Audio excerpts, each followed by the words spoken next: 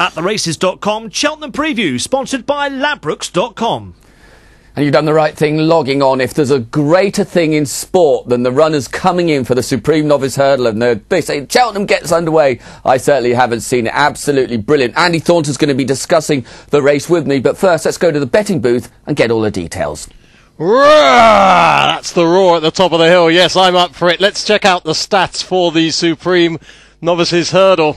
Now, 7, Luke, of the last 15 winners had no more than 2 previous runs over hurdles, which quite a surprise, that stat. I'd have thought experience was key, but it's not. Talent is the key part of the stats in that bit. 11 of the last 12 winners were successful last time out, so most of the horses who win the Supreme Novices Hurdle are on the back of a good win on its previous outing. 30 of the last 33 were won by a 5 or 6-year-old. No surprises really there. And first 2 in the market have won 6 of the last 11 runnings. So for anyone trying to get a result in the first race, leading contenders have done very, very well in the Supreme Novices Hurdle of late. It's always a cracking renewal and loads of entries to have a look at. Captain Cee Bee has been most progressive since bought by JP McManus. Cork All-Star has been a long time leading contender, however, doesn't seem to be able to jump in my book. Deep Purple, done little wrong for Evan Williams, but of course this is the hardest race this one's had to tackle so far. Khyber Kim, disappointing last time, but very good on debut. Pigeon Island just keeps getting better and better. Rippling Ring, very impressive South African import, Grade 1 winner back home. Sentry Duty stuffed a decent horse, Celestial Halo, at Doncaster last time. And Snap Tie has got good Cheltenham form in the bag. We've got loads of leading contenders to have a look at. We'll have a look at Pigeon Island, we'll have a look at Rippling Ring. Let's check out the Irish though first of all. Muirhead, Cork All-Star, and what do you think? They've all clashed before.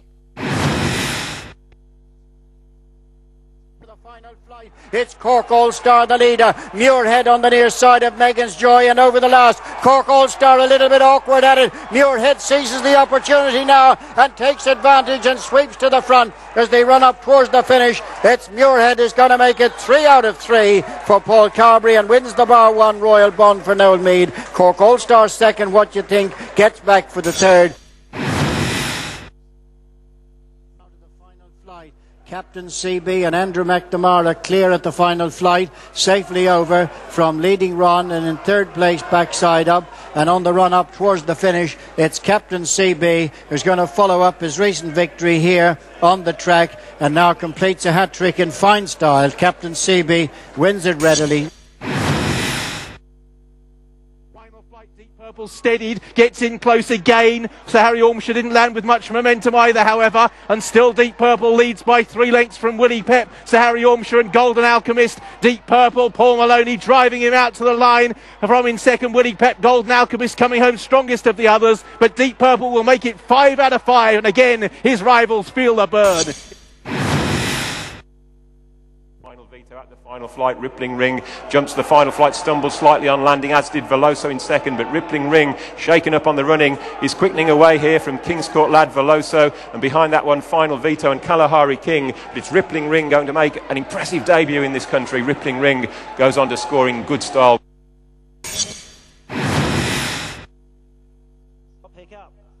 Coming to the last, Group Captain getting on top now, kicked a length and a half away. Group Captain coming over from Working Title, mistake by Overclear. They're pulling clear of Luxurix. Is Group Captain driven away by 4 or 5 lengths now. The further they go, the better he looks up the final climb, and this is Group Captain's decent performance and possibly his best yet. Wins easing up near the finish. Group Captain. But it's Sentry Duty who's quickened right away as they approach the final flight. Sentry Duty, great leap at the final flight. Celestial Halo left in the leader's wake in second. They're 15 lengths clear of Donaldson in third. It's Sentry Duty and Andrew Tinkler who are going right away in the closing stages. Celestial Halo left behind in second. They're 15 lengths ahead of Donaldson in third, but it's a fine return to action for Sentry Duty. Closing going well on the leader, Mandingo Chief from Pigeon Island. Over the last, only 2 lengths between them, and Pigeon Island has picked up Mandingo Chief with any amount in hand. The rider looking across at his compatriot on the inside, and Pigeon Island, he's fairly going to bolt up. Doesn't know he's been in a race, and Paddy Brennan has exuded confidence and gets him home by a length. Well, of course, Cork All-Star, a winner at last year's festival, but his form is in and out, isn't he? Doesn't look as though he's going to be quite as good as we'd hoped he was going to be. I know, I saw him jump first time over hurdles, and I thought he was very, very good, but he just hasn't quite gone on from that. No. Just hasn't, he's fluffed his lines, made a few mistakes, you know, looked like he was going to win one day, and then he obviously made a bad mistake at the last and got beat. But one big plus in his favour is the fact that he has Cheltenham form. Yeah. And it always helps to have had experience around Cheltenham.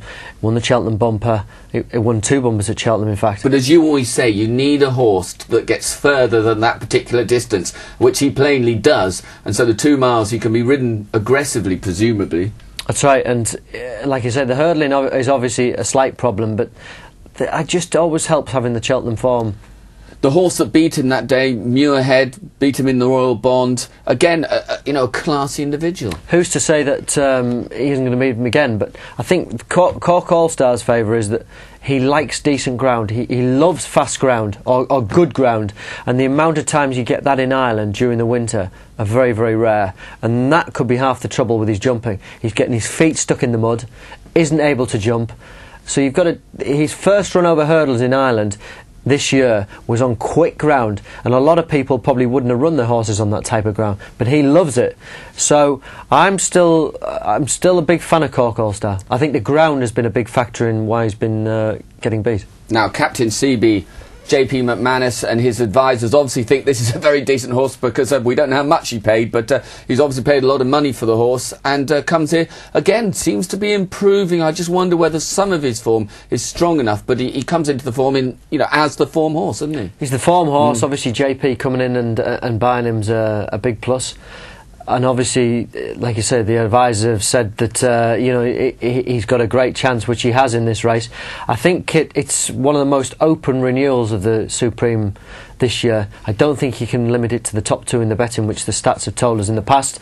And I think there's probably a good half a dozen horses in there with a great chance. Well, I suspect one of those is Rippling Ring. Paul Nicholls' horse, owned by Andy Stewart, has been...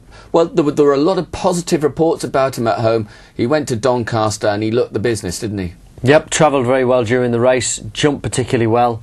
And he also has that the plus in South Africa winning a Group 1. Yeah. They wouldn't be of the same... Well, you're strong on the South African form, are you? As strong as you are. But a Group 1 is a Group 1. It wouldn't equate to a group, but it would still equate to being good enough to win a group race in England. So he has the natural flat ability, he has the natural speed. And as you've heard about Paul before, he'll have done lots and lots of work schooling at home, and it reaped its reward with Ruby up at Doncaster. Yeah, he's obviously going to be a leading player. But on the same day, of course, Sentry Duty, he did the business for Nicky Henderson, and this is a horse that you were particularly impressed with. I was. It was a very strong gallop in the race. He also beat Celestial Halo in that race, which Paul Nicholls thinks that is one of his best chances at Cheltenham. He's going to run in the Triumph at Cheltenham. It was a very taking performance. Obviously, Mick Fitz has got a difficult decision to make between Khyber Kim and Sentry Duty. How can you work Khyber Kim out? He looked very good when he won at Newbury. He looked very bad when he ran at Doncaster. I think it was too bad to be true at Doncaster. Right. I think he put a line through the form. Obviously wasn't quite right. As simple as that. But I think the way Sentry Duty won on good fast ground, again, a horse who was rated 106 on the flat, which equates to group class. So he jumped very well for Andrew Tinkler that day. If Mick plumps for Khyber Kim, I'm certain that he won't be certain whether he's chosen the right one. No, it's absolutely fascinating. All those horses, of course, trained very much with this race in mind. But what about, well, it'd be one of the most remarkable stories, I think, of the festival, if Pigeon Island were to go and win. Now, to say he's trained for the race would be somewhat of an exaggeration. What's he had, 18, 19 runs this year? Phenomenal. Started at Perth in, I think, about May time. Still going now. He's tough, resilient, and probably his best performance was his last run. He won his early races over 2.5 miles. They had blinkers on everything, they tried everything. He ran too keen with blinkers, took him off, ridden him slightly differently, ridden him patiently. He used to be popped out very, very handy. Now he's dropped in and taken his time a little bit. But the big plus about him is, you know he's tough. Sure. You know he gets further than 2 miles, which is what you want in this type of race. You know that he can come off a strong pace. So I think at the prices, he is overpriced. He's been there, done it. He's going to have a nice break now before he's... he might get another run into it before then, give it... But as Nigel Twiston-Davies has shown, he's very apt at getting horses to win at Cheltenham off a busy campaign. Well, sure to be very popular with punters is Paul Maloney's mount, Deep Purple, who just cannot stop winning. I just wonder about the actual bare form and the horses that he's beaten, whether he's going to be quite good enough. I think he's been very well placed, Deep Purple. He is running sort of single-figure fields. He's a very adequate jumper. He gets over his obstacles very, very quickly. Whether the undulations of Cheltenham will suit him, I have a slight question mark about it. OK. Willie Mullins, of course, got such a wonderful record at the meeting. He runs 5-for-3. Now, good bumper horse. We saw that last year. His run over hurdles, his only run over hurdles, was an impressive one. But experience, lack of it, is that a worry? He will be well tuned up at home. Obviously, they have trial races at the likes of Leopardstown and what have you. You can guarantee he will have run in one of those or two of those before he gets there, which are very, very similar to races over here. There will be a dozen horses going round at racing pace, so he'll have been through the motions. And the stats tell us that you don't have to have that much experience. He's got all of last year's experience with the bumper form. He's been in training. It's not like you're just coming into your first season running over hurdles and you haven't got that galloping experience under your belt. He has that experience, and you wouldn't question Willie Mullins only having one run. Well, we know punters are going to be cheering before the race, but will they be groaning afterwards? What do you think will win? I'm going to me, Cork All-Star Sentry Duty, and I'm going to go for Cork All-Star purely and simply Cheltenham form. You know he handles the undulations, and you know he goes on good ground. Cool All-Star then for Andy. We know he's going to say, I don't want to disagree with him, but I think Rippling Ring has an outstanding chance. At theraces.com, Cheltenham Preview, sponsored by Ladbrokes.com.